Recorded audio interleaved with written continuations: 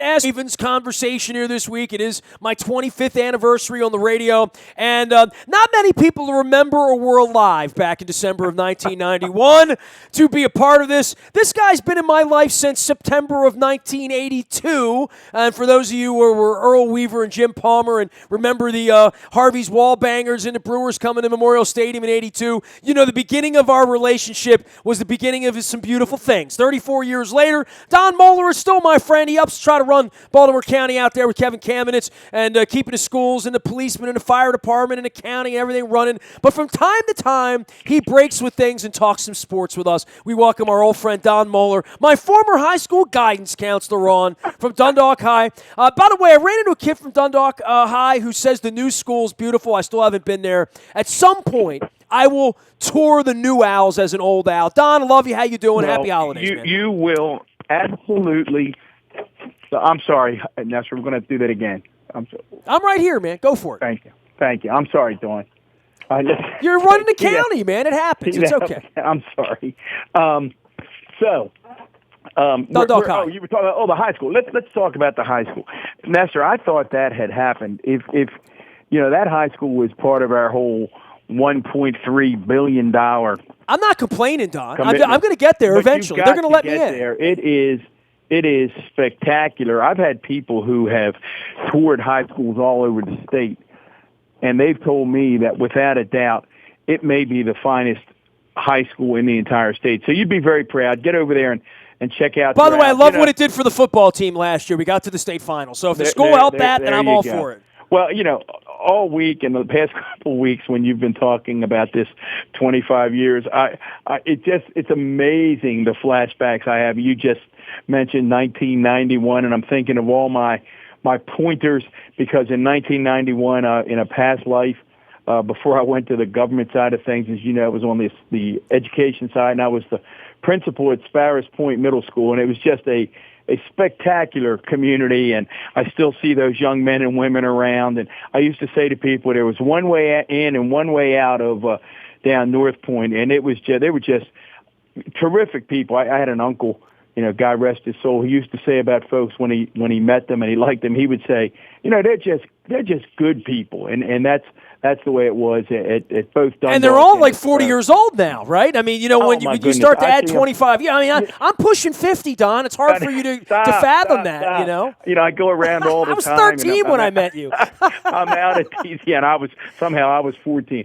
I go out to these events all the time, and I'll have a police officer or a teacher or a firefighter come up, and they'll go, "Hey, Mr. Moore, you were my assistant principal at Dundalk," or "Mr. Moore, you were my principal at Catonsville," and it just makes you smile for those of your listeners who are in education. And I have never educated anyone other than Baltimore sports fans, but I coached one team in my life. I coached a bunch of kids at Golden Ring Middle, and one of them happened to be Bino Ranson, who is now the assistant in Maryland. And I call him a kid. First off, he's 6'4" and big, and he comes out and helps me with things for my wife now, and he still thinks of me as a 20-year-old coach and him as an 11-year-old boy, right? And, I guess in our relationship, I'm still the 13-year-old student and you're still the young whippersnapper, upwardly mobile educator, right? I mean, it is funny how... There's nothing that makes you proud. I think I told you last year when we talked, I had run into one of your buddies at a playoff high school basketball game. James Thompson, Jimmy T. James Thomas, and he's the big coach up there at Harford Community College. Huge. Keeps in touch with me from time to time. Just a great young man. Now, do you know when I met him? I met him in the summer of 1978 playing football for the Dundalk Longhorns with Johnny Rollo's father and Johnny Rollo's brother. I've known him since 1978, right? Yeah. And I ran into him at the IHOP with my mother having breakfast 8 weeks ago. And, it really is it's Baltimore, right? I mean, that's the whole thing, look at right? The impact. But the thing is, look at the impact now that he's having on young people day in and day out at Harford Community College. And that's the thing, that when you get to work with young people, when you get to connect and really make these connections that not only keep you young, but really just get your juices going. There's nothing like it. So, I mean, I say unabashedly that I'm I'm incredibly proud of you and your 25 years. This isn't a gab fest where we're supposed to fall all over you, but I've always said, and I've been consistent, you've heard me say it over the years, anybody that bets against Nestor Aparicio, they're coming up empty, because you've always done exactly what you said you were going to do. I tell the story, Nestor, as part of your nostalgia. I can still remember you, this Brashel, junior or senior, walking into my office saying, I think I'm going to go right at the Sun paper, and I'm thinking. I think I did tell you that, but the first time I met you, you said to me I was going to be the next Chris Thomas. That's what you told me. Right. So, but at this time, I'm trying to show some maturity and give you some decent advice. And I said, well, Nestor, last time I checked, to go to the Sun paper, you have to, they hire people from the University of Maryland School of Journalism, typically have a little wear on the tires. So you may know, I'm going to, and the next thing I know, I don't know, you're down there, you're talking yourself in to the night shift, you're making friends with Stedman, you're cleaning up after people, and then I blink and you're writing rock and roll all over the country. And I just shook my head and I said, once again, don't bet against Nestor. If Nestor said he's going down and he's going to write for a local newspaper, somehow he's going to figure out how to do it. Well, I figured it out so far, man. I mean, this is, you were a part of the early broadcast. We did sports huddles. Me, you, Tom Cap, Dave Muir. Muir. And, our conversations go back, and this is something that, and this will weave into the conversation of where I'm going with this with the Ravens. But, I've had a lot of occasion this week to look back at the pictures and talk to people, and I guess I'm known for the Ravens, and obviously Brian being my partner now, and the Modell family and the Bisciotti family and Harbaugh, and through all of these years and all the relationships and the Ray Lewises and all that stuff that we've done. But I find it fascinating that you and I get together. We go to our own little purple church every other Sunday, and we sit together at these Ravens games now, and we've grown old together here, over the last decade and a half with my wife and our families and our friends. And I think the Ravens are such a part of the furniture here that the millennials, and I'll pick on the millennials here and say the young people, they really don't have any thought about the Colts or about not having football here. And when they bitch about John Harbaugh or Joe Flacco or Ozzie Newsome or whatever, it doesn't take me long to go back to the place where we were on the outside looking in without a team. And every time I talk to somebody in St. Louis, I'd say the same thing. The Houston Oilers song for memory. Yeah. Houston Oilers. I know. You were a Houston Oilers fan, for crying out loud. Well, and we didn't have a team, and I think that's probably the thing about writing about my career is the thing began where there was never a notion that we could ever get back into the NFL. Right. And I found those pictures of me running through the streets in my underwear, and how many times, and I know you were listening back then, between 93 and 95, I said, if we ever get a team, I'll run naked through the streets of Baltimore. That's how sure I am that we're never getting a team. I'm like, the league didn't want us, Jack Kent Cooke didn't want us, Tagliabue didn't want us. We had 3 ownership groups. We didn't have a state. I don't think that even William Donald Schaefer believed we were really going to get a team. I just thought he was going to fight it through all the way. I think, especially when we lost the Chicago thing, and looking back at those pictures, I can't think of anything that impacted, not even my wife or my son or these incredible relationships with people like you that I've had for a lifetime, that nothing changed my life more than Art Modell bringing that football team here. And literally. And think about... And all of our lives as Baltimore sports fans, Nestor,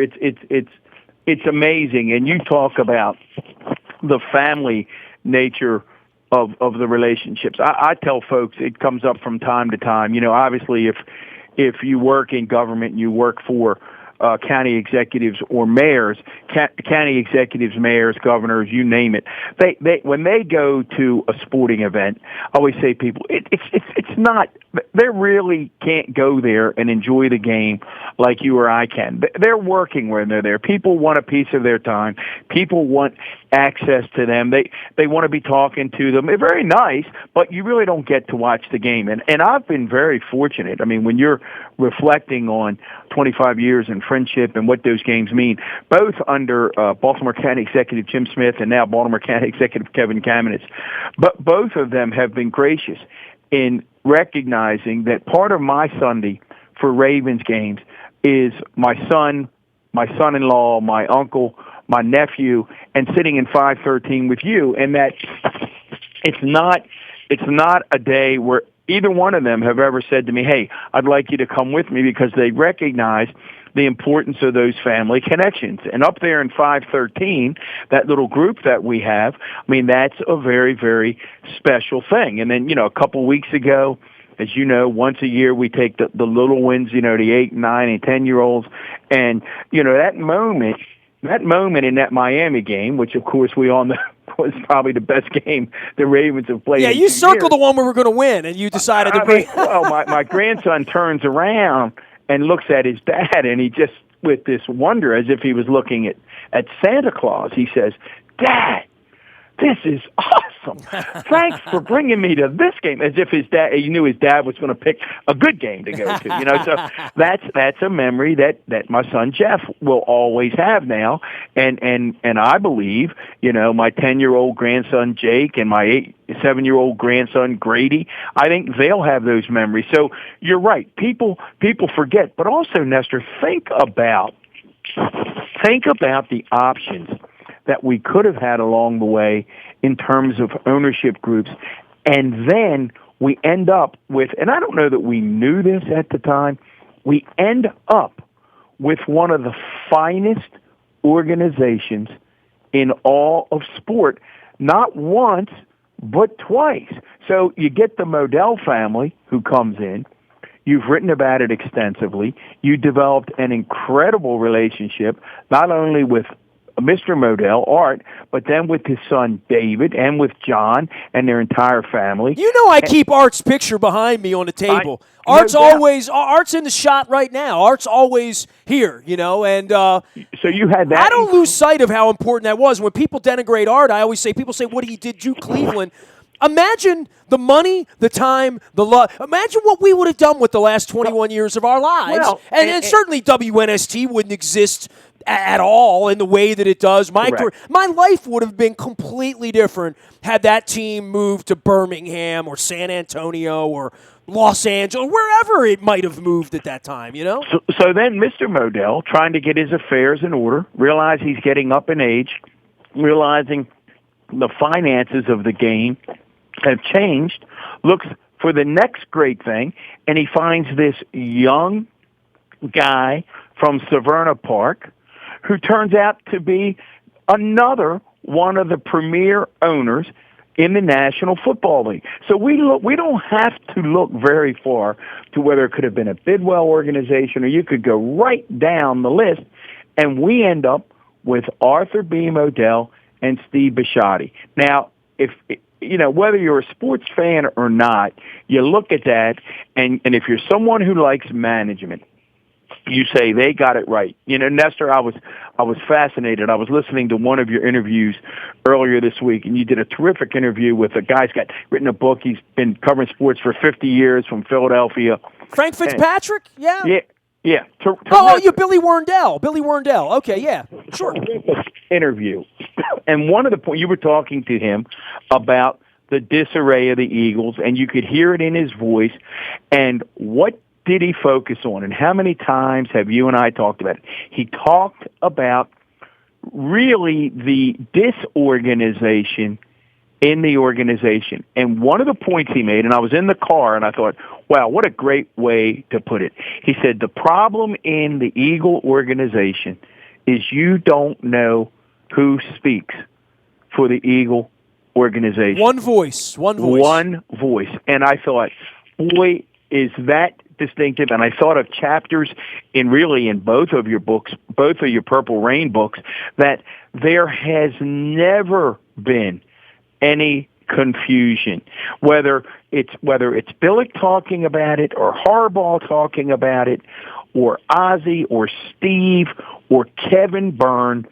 Everybody in this organization describes a structure where everyone knows their role, everyone knows who has final say on what issues. I remember Billick talking eloquently about that and saying he doesn't, Brian's a strong personality, obviously, you know him better than almost anyone, and he said he didn't always necessarily like the fact that it was that clearly defined, because he would like to have had some say in some other areas, but he respected it, and he knew it's what made the organization work. And I thought, man, there's a message there for anybody running any business, and those are the kind of things you pick up over 25 years. He is Don Moeller, my dear friend, for many, many years, celebrating 25 years here this week. But we weren't celebrating Don, I felt it very, very poignant, okay, when on the beginning of my 25th anniversary, that day was December 13th. On that day, I began the day at midnight, literally, in the Ravens locker room. I was literally standing next to Joe Flacco and Dennis Pitta getting post-game sound. I looked down, it was 12:02, and I thought, so at midnight, as the clock strikes on my 25th anniversary, I'm here in Foxborough in a locker room where I've had the greatest experience of, Joe Flacco putting a Super Bowl hat on me, and I've been in there the year before with Ray Lewis saying, go out and make someone happy, go out and put a smile on someone's face after Cundiff and Evans. And one of the most devastating, it was devastating for my company, financially, our business, the city, the whole deal. And, then all the crap I've been through with my wife and leukemia and life-saving and these miracles that happen. And then at 4:30 in the morning, I'm sleeping on the floor of the TF Green Airport after driving, from 3 o'clock till 3:30 to the airport. And I get home and, I wind up on the phone with Kenny Albert later that day. And I thought, man, this is a hell of a day here, right? Yeah. The beginning and the end. And it took me a couple of days to find you and round you up. I'm still rounding up some other 25th anniversary people. But where the team is right now at 7-6, I think we all believed when the ball was kicked off on Monday night that they would be a good showing. It would be a good game. Even if they lost, you'd still feel good about their possibilities. I didn't like the way they looked on Monday night, Don, and I've championed them. You know that, right? And, I couldn't agree with you more, and you and I love them. I actually was disappointed because I guess I became too infatuated with the Miami game to think that we had maybe finally turned the corner. And I think actually Monday night's score is a little bit deceptive. That score is not exactly the way that game played out. You were up there because you take away a minute and a half where a dingbat lets the ball hit the top of his foot and the next guy fumbles away a kick. Now, we finished both of those, which a lot of teams won't, and we got right back in it. And then Flacco had him in the red zone with a chance to take a lead, and if the ball doesn't go over Weddle's head, if and all that, they almost won. If they had won that game, I would have said it's nice that they won, but they didn't go up there and handle their business the way I thought they would, quite frankly. I was disappointed in Monday's effort. Well, there were a couple of ifs and buts, the ifs and buts, candies and nuts piece. Early in that game, you may not have been able to see this from the stands. Joe throws, he goes deep, he takes a shot to Mike Wallace. It looks like Joe throws into double coverage. Even Gruden's going, that really ain't a great throw by Joe. He throws into double coverage. Well, on the replay, you couldn't throw that ball any better. He laid that ball in Mike Wallace's hands where Mike Wallace is between two defenders, and somehow the ball goes through Mike Wallace's hands. We're looking at each other and going, I'm not sure how he misses that ball. Then, later in the game, Perriman, who, he obviously is going to be one of these guys that makes us cheer and makes us cry all in the same day every week. He's running down wide open. It's a touchdown. The ball, Joe almost hits him in the head, and he doesn't look around and catch the ball. So, it was just a weird game. Now, the disappointing part, obviously, which I would not have seen coming, was the fact that their O-line and their D-line just manhandled us up front. And I would have told you that was impossible. If you'd have told me that the New England Patriots were going to have more than 500 yards of offense on Monday night, I'd have taken that bet in a heartbeat. I did not see that part coming. Well, that's why Brady's Brady, right? But let's put it That's behind what makes him special. Right, and who knows? Was it Weddle that blew the coverage? Is it Elam that blew the coverage? Who knows? But, you're sitting up there. I'm sure you're stunned. I'm in my living room with my son. We're stunned. We're looking like, really?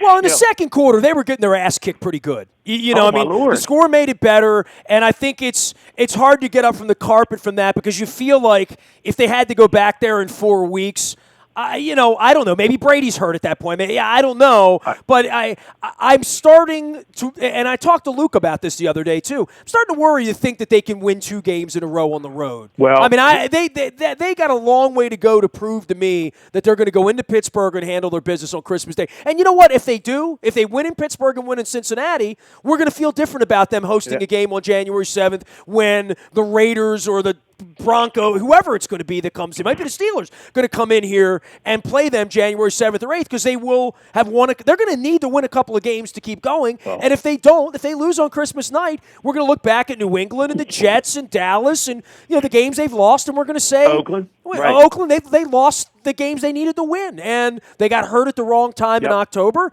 And in the end, there's not enough depth in that secondary to withstand a Jimmy Smith exit and to withstand injuries of any kind that they had. No. If Jimmy Smith is out for the next 3 weeks, then it's going to be very, very difficult. But it's funny. I feel I have a strange sense of calm, and I don't know if this is about that it's 25 years later because I'm trying to think about this. What is the 25-year ago Don Moeller, and how does the 25-year ago Nestor Aparicio react to these 3 games coming up? I think I would have had a very different reaction because I got to tell you, I'm pretty relaxed about it in this way, and maybe we just make peace with things the older we get. In that, I think it's this is a Buckism, right? We'll be what we'll be. So I think at the end of these 3 games, if you are good enough and you are playoff worthy, you win 3. Well, you certainly win 2. And it begins by, this Sunday, you better take advantage of a rookie quarterback who has no receivers, whose team is in disarray and has injuries everywhere. You better come in and take care of that. And then you go to Pittsburgh and you have a battle royal. But again, if you're the better team, you should win that night. Yeah, what difference does it make if you lose up there on Christmas Day or January 7th? If you lose, you lose. I mean, I'm pretty convinced that I'm going to be in Houston in 6 weeks, Don, right? I got my flight planned. I mean, I'm going to work there all week. I've done that for 23 straight years, right? I'm going to be there. I don't think they're going to be there. If they're there, I'll consider it. Now, it's how they... Between now and then, what takes them out, whether it's Christmas night and my eggnog gets curdled and the cookies go sour at 8 o'clock, okay, or whether it's January 7th or January 5th, wherever it is, I don't think they can win the Super Bowl. Maybe they can prove me wrong, but based on what I've seen is, and Luke is the voice of reason for all this, is they're a 7-6 team that can't win on the road right now, and that's what they are. But it's time. We've seen this movie before. We've seen it from other teams. I agree that if past is prologue, the fact that we have not been very good on the road, and it's interesting, we haven't been very good on the road for several years, with the exception of when we get into the playoffs and January Joe shows up, and then we're, a different club. Well, part of what makes you mediocre is being bad on the road, because you can go 7-1 at home and 4-4 on the road and win 11 games in this league. I did the math on that, and then you're a good team, right? There you go. See, that Dundalk education. You can't do much better than 7-1 at home. I mean, you're being unrealistic. If you're 8-0 at home and 4-4 on the road, if you're mediocre on the road and really good at home, you're going to be playing in January. But when you're 2-6 on the road, you can't recover from that. But what? And again, this is the half full part of me. Is we've played, who people would identify probably as the best team in the NFC, Dallas. I thought we played them really, really tough in Dallas. As you pointed out, we had the ball the other night going for the winning touchdown in the fourth quarter in New England. We played Oakland tough. So when you do I think we'll win the Super Bowl? I do not think we'll win the Super Bowl. Do I think we're capable on getting on some kind of run that makes us very competitive? I agree with that. We are capable. Capable is yes. I think so. The problem is, the problem as I see it, is that, and it's plagued us now for several years, you watch all of these games, these teams that are really good, whether it's Dez Bryant, you go right on down the list, they have game changers. They have playmakers.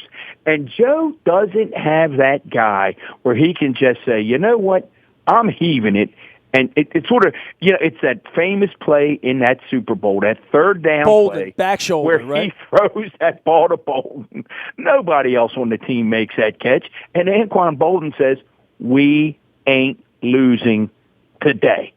And slow, 100-year-old Anquan Bolden, who's still catching now, passes, who's still catching and making that catch, catches that ball. Joe doesn't have that guy. In other words, Des Bryant doesn't miss that ball. And I like Mike Wallace. He appears to be a great guy. He was great to my grandsons when they were out there at camp. He's going to be great with us at Adams Jeep next Tuesday night for the Bone Marrow Registry, by the way. We have Mike Wallace coming out next Tuesday. But yes. Des Bryant doesn't miss that ball that goes right between his hands in that game. And Des Bryant doesn't fail to look around and have a ball hit him in the head. So I always chuckle when people get all over Joe. It's like I'm not sure what weapon. I mean, he's playing with he's got a tight end who's got one hip.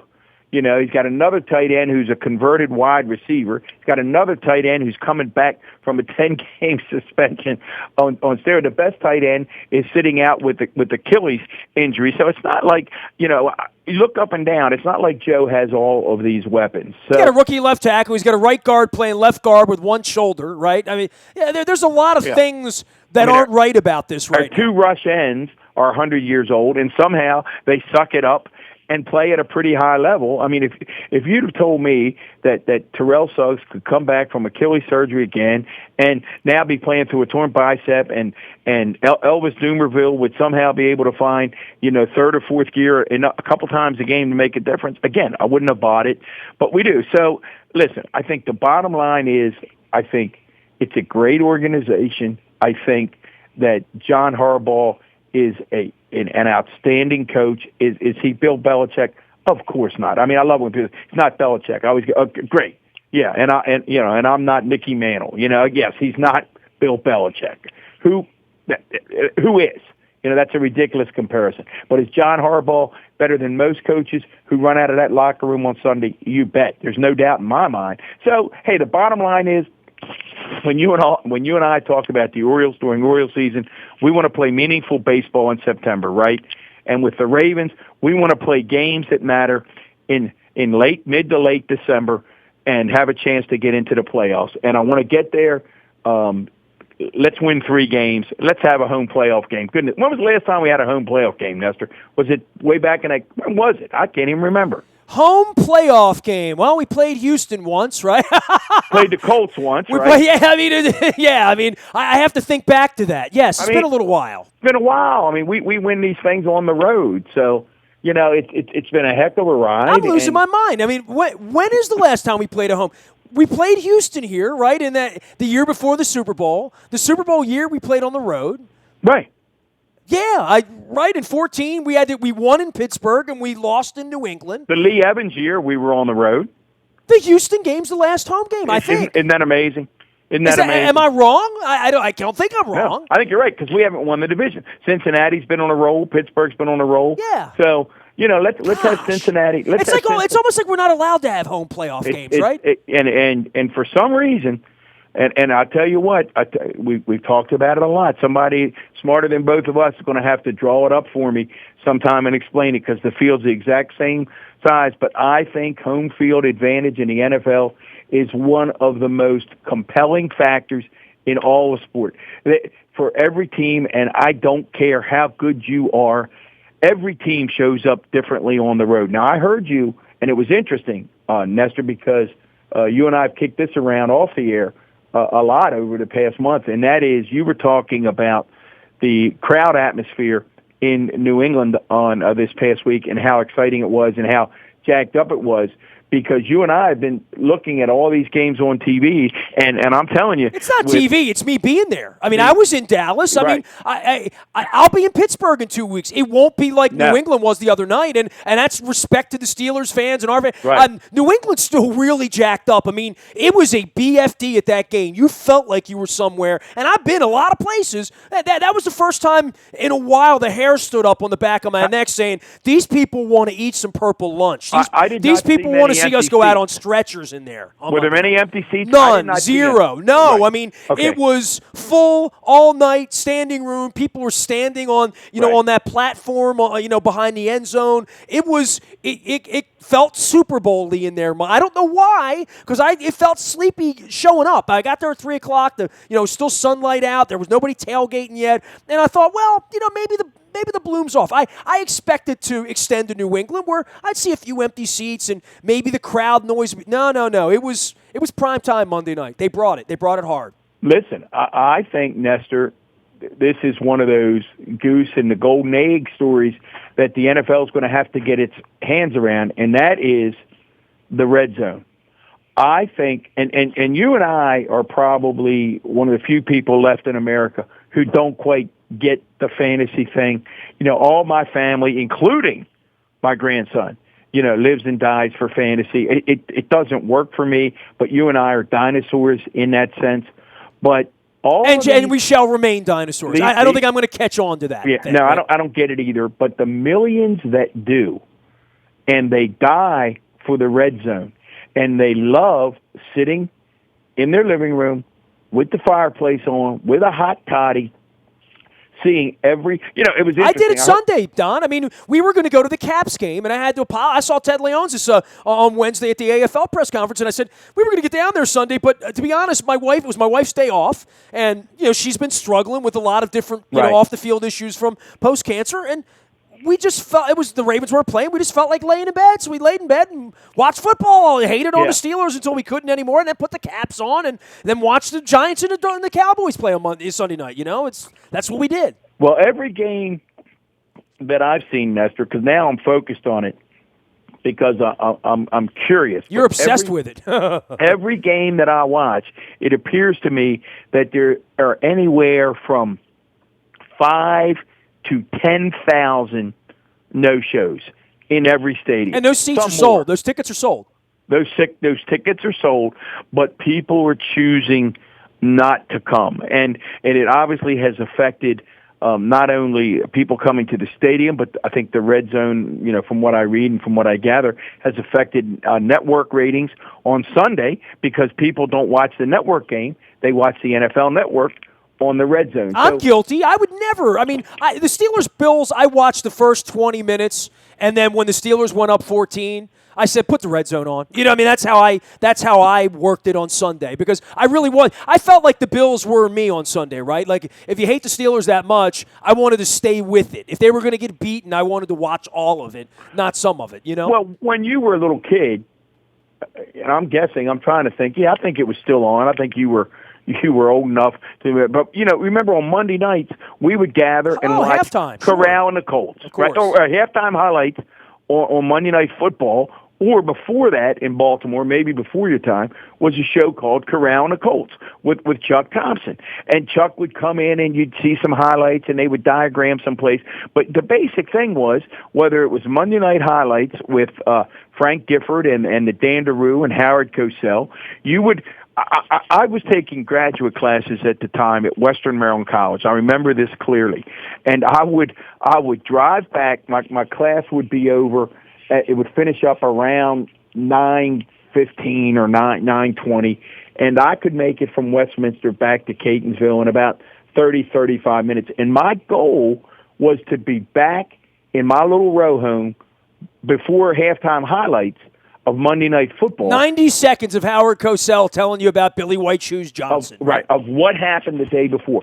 The kids today would look at you like you were talking about prehistoric times. Yeah, I get that on my phone. they see it on their. My grandson wakes up every morning and looks at the highlights on his tablet every morning from every game that he wants. On Sunday, they're seeing every highlight catch, every highlight run, basically 10 seconds after it happens.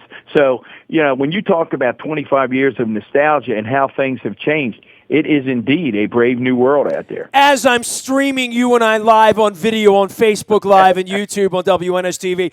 He is Don Moeller. He was my high school guidance counselor. He's been here for all 25 years, and I'm proud of that. And we sit together at Ravens games, and we bitch and we moan and we complain, and that probably won't change this Sunday if anything goes right for the Eagles. Don, have a great holiday. We'll see you at the ballpark on Sunday. I'm going to bring you back at some point to yell about the Orioles. I mean, that's its own thing.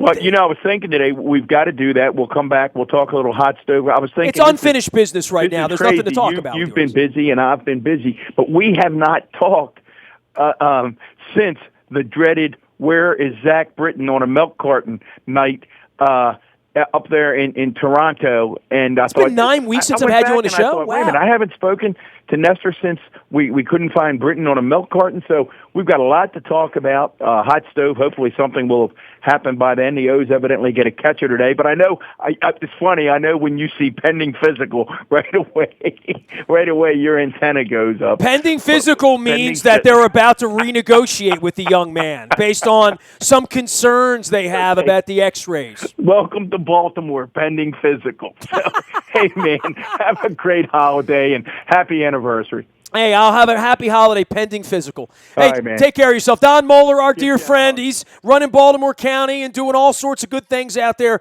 with Kevin Kamenetz, and he taking a little time and coming on talking some sports with us. We're always grateful for that. You can find me on the Buy a Toyota Audio of all 24 hours a day from anywhere in the world. Yes, I've been here for 25 years doing this. Yes, it's all available, much to the happiness and delight of Don's grandkids. They can find us on the iPad. Everywhere you go, we are WNST.net, AM 1570, and WNST Towson, Baltimore, and we never stop talking Baltimore sports.